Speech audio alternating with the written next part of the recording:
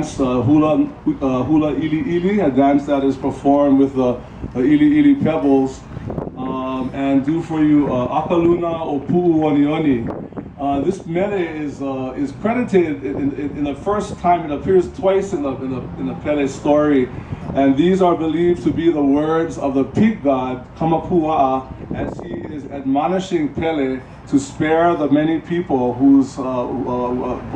through which her lava has destroyed villages and many people. So he says to her, "Malama ike kanaka ahepua lahaole." Take care of the people, they are a rare breed.